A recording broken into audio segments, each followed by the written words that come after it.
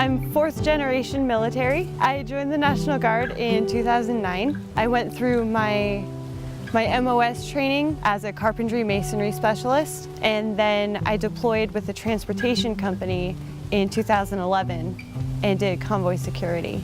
I was a driver for a few missions, a truck commander, and then a gunner also. It wasn't what I thought I had joined the military for. I had been trained as a carpenter.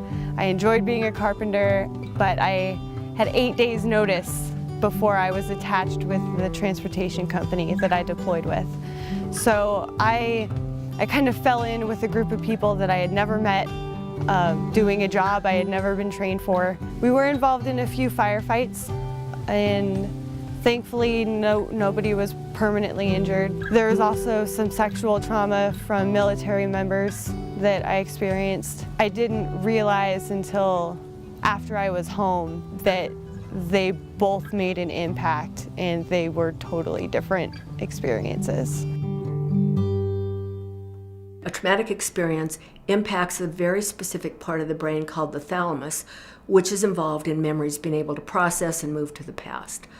When we're in an event and we can't take action, we can't fight, we can't flee, the thalamus freezes and locks the memory in with all of its associated pictures and thoughts, feelings, sensations, smells, and tastes. That's what causes post-traumatic stress disorder. The first time that I knew that I had PTSD was actually when I was on leave visiting my family. We were at a restaurant and a balloon popped.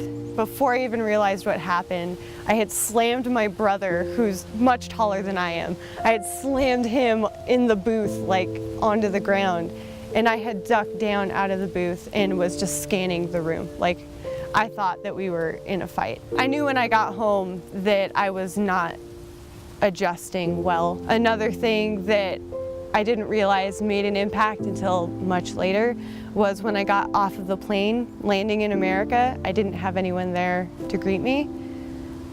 That's tough. It was very lonely. I was very angry. I didn't have an outlet for that. So I was doing drugs for a while. I was on so many prescriptions from the VA that I just tried to numb everything out for a while, but it didn't work.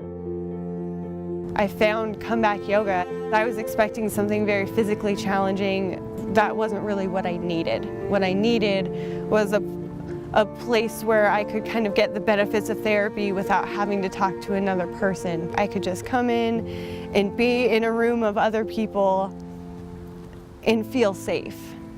And that is very rare, even now, that's very rare to find. Yoga impacts an area of the brain called the amygdala, which is our survival mechanism. And under high stress or trauma, that stays really activated and keeps us in fight or flight. Yoga works specifically on the amygdala just to calm it down. And once it begins to calm down, then other areas of the brain can begin to function better, particularly the front part of the brain, which is involved in planning and organizing and making decisions and feeling like you have options. And it gives people a sense of belonging. You know, you're part of a group without having to talk to them about things.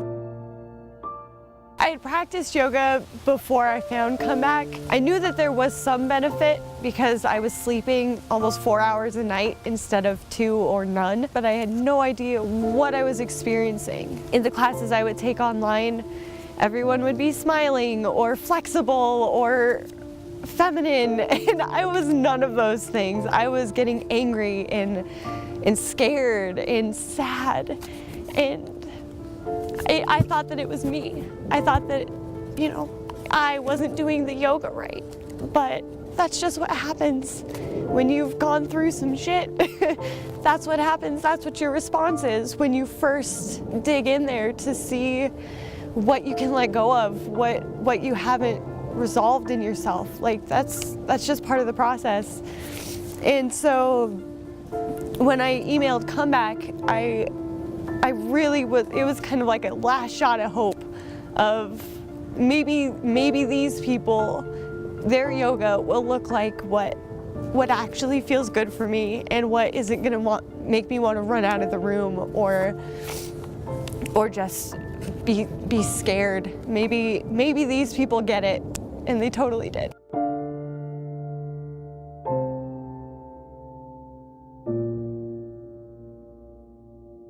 Comeback Yoga offers a scholarship for any veteran that wants to become a yoga teacher. It felt really good to be selected for the Comeback Scholarship. My training was a 200-hour vinyasa training, which is breath to movement. The types of classes that Comeback offers are more slower paced. They really focus on your breath and feeling into your experience. They don't do a lot of poses that are really triggering to someone who's experienced trauma. Since I've completed my 200-hour teacher training, I am going to start teaching for Comeback. It's going to be the same class that I first found Comeback with. That conference room in the VA might not mean much to many people, but for me to be there as a teacher is really cool. I feel like Comeback Yoga specifically should be supported as much as possible. I don't know that everyone realizes how hard it is for veterans to leave their house. For Comeback to offer classes where veterans already are is so important. Everything Comeback does has a purpose and an intention, and they do a very good job of giving what they can as much as they can, as often as they can, and it shows. Now, with having this tool of yoga that I use every day, and it kind of allows me to get back into the world, and even if it's not where it used to be, it's so much better than where I was. And yoga has helped me to kind of notice that I'm not as helpless as it feels like I am, to change my world and be a part of everyone else's world again. And I don't have to isolate myself to be safe. I can be safe and involved.